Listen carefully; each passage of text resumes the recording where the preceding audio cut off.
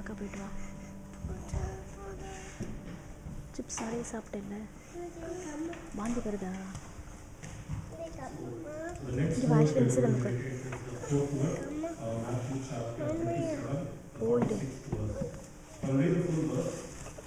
Now, for the 6th hour, there was darkness all over the land until the 9th hour. And about the 9th hour, Jesus cried out with a loud voice, saying, Eli, Eli, lema sabachthani, that is, my God, why have you forsaken me? So we are talking about this word, my God, why have you forsaken me? So before that, like I read the full verse, so it says, from the 6th hour, there was darkness all over the land until the 9th hour. So I just wanted to talk about that for a couple of minutes. So according to the old tradition, I'm converting that time to modern day time. 6th hour would be 3 p.m. and 9th hour would be 6 p.m. So it's not the time that it's supposed to be dark, it's supposed to be the bright time, right? But there was darkness all over the world for 3 hours. So I was just thinking about why the darkness before Christ said the words, my God, why have you forsaken me? So there is a very good parallel for this in Bible. The time of Exodus, when Moses was battling with Pharaoh to bring out the Israelites from Egypt. So finally we have the 10th plagues. So can someone remember what the 9th and 10th plagues were? I think 10th everyone knows. What was the 9th one? Darkness, right? Yeah. So there was darkness for 3 days. After that, the Passover, the firstborn son of all the Egyptian families died. So it is a very, so thinking about that, so there was darkness and then there was a judgment of God. So same way here, so the darkness probably is the significance of the judgment, the wrath of God that Jesus Christ is taking upon himself for the sin of the entire humankind. So I think that clearly shows that this is the point, like this is the culmination of all the sufferings that Christ went through, bearing the sins of the entire human race, taking it on all himself. And the words, my God, why have you forsaken me? We can find that in Psalm 22. Like the first verse in Psalm 22 is the same, my God, why have you forsaken me?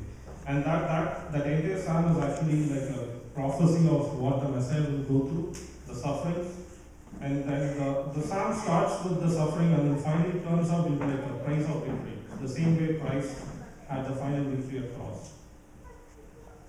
And the other thing I wanted to mention about this darkness, like there are many modern scholars who try to say that the darkness was just a solar eclipse.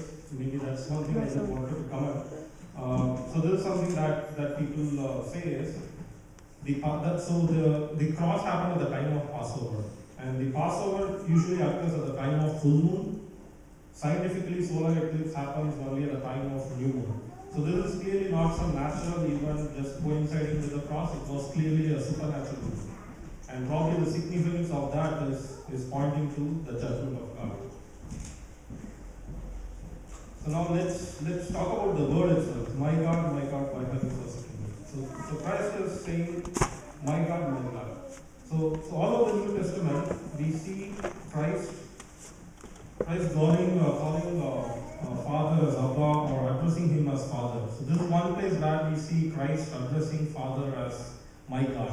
So clearly we see that some kind of a separation or some kind of a distance between Father and Son. And then he goes out asking, why have you forsaken me? So I think one thing we should be clear. So like I said, like the culmination of all the sufferings, meaning this is a point where Jesus is bearing the sins of the entire humankind on him. But still it does not change the fact he is Son, he is God. That never changed. But why does he ask, why have you forsaken me? Now in our lives, when we face troubles, when we go through difficult times, we ask a similar question, why God, why? The reason why we ask is we really want to know why it happened. But did Jesus ask it in that fashion? I don't think so. Because Jesus very well knew that the Father would rise him on the third day. In fact, he mentioned that to apostles, he has been talking about that. So he very well knew that the Father is going to rise him on the third day. Then why is he asking, why have you forsaken me? In a way, it is a fulfillment of the prophecy. And when the Jews came to know that he uttered those words, they would have immediately known that it was from Psalm 22. And it is a fulfillment of the prophecy about Messiah. And then finally, what does that forsaken mean? So some versions call that as why God, why have you abandoned me? It's pretty much leaving Christ on his own, right? But is that what really Christ meant? Did really Father abandon or forsake Jesus? I think it is more than being abandoned. It is a separation that God introduced between Father and the Son. I want to talk about like a few verses. When Jesus came down from heaven to earth, there was already some kind of separation, right? When Jesus prayed, like a few events before, we see in John chapter 17, verse 5. So Jesus prays to the Father like this. And now, Father, glorify me in your own presence with the glory that I had with you before the world existed. So Christ is saying, take me back to the old days, right? Take me back to the old time. So clearly, when Christ came down from heaven to earth, there was already some kind of separation. So what is this separation now? To understand that separation, we need to understand the relationship between Jesus and the Father. Again, we have to go back to what Christ said. In John 10:30, Jesus said it very simple, I and Father are one. Then in John 14:7, he says, if you had known me, you would have known my Father also. From now on, you don't know him and have seen him. So that is a kind of relationship between Father and Son. I and Father are the one. So Christ is coexisting with Father. So that is how we define the Trinity, right? So it's all equal. So that is a perfect relationship and the perfect unity that is there between Father and the Son. So what caused that separation? What came in between? Sin. So this is the time where Jesus is bearing the entire sin of all humans, right? Paul writes about it, Peter writes about it. Paul writes in 2 Corinthians chapter 5, verse 21. I think everyone will be talking about this.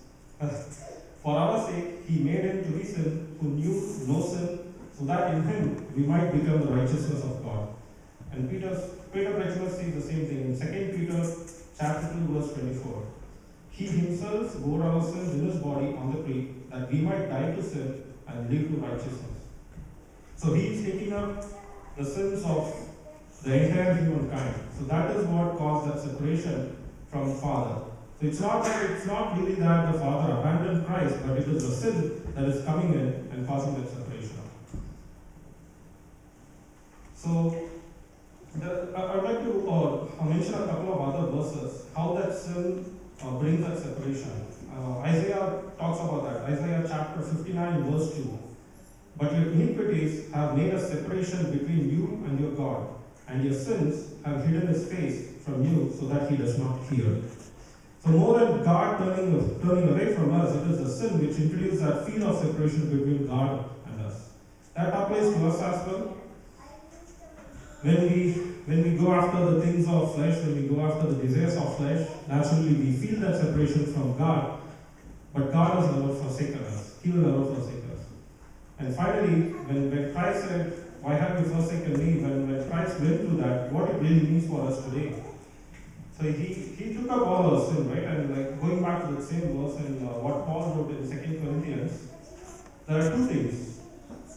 So he was made sin, so Jesus became sin, so he took all our sin. The other part is, it says, we might become the righteousness of God. So that is the other part of that. He took our sin and he made us righteousness. So it says we become the righteousness of God. So there are two things. Of course, it is the work of Christ on the cross which sets us as righteous in front of our Father when we stand in the last day. But it also says it becomes the righteousness of God. What does it mean by righteousness of God? So I think Matthew also touched upon that point. Our God is a holy God. No sinner can stand in front of him. He is also a just God. He has to punish sin. He is also a merciful God. So that is the point where it all comes to pass. Like he's showing his mercy. Christ is taking up the wrath and he is exhibiting the righteousness of himself. So he's revealing the righteousness attribute of himself. Finally, so through what Christ went through in the cross, it is reinforcing this promise we have today. In Hebrews 13 chapter 5, it says, I will never leave you nor forsake you. Because of what Christ did at the cross, we can stand on the promise that we will never be forsaken. I think that is a big takeaway that we should have from this. And whenever we are walking away, whenever we are going behind the desires of flesh, we should always remember that it is the sin that is making us feel that separation from God, but our God will never forsake us because Christ has already taken care of the cross. And I just thank the Lord, praise to the Lord for giving us opportunity to talk about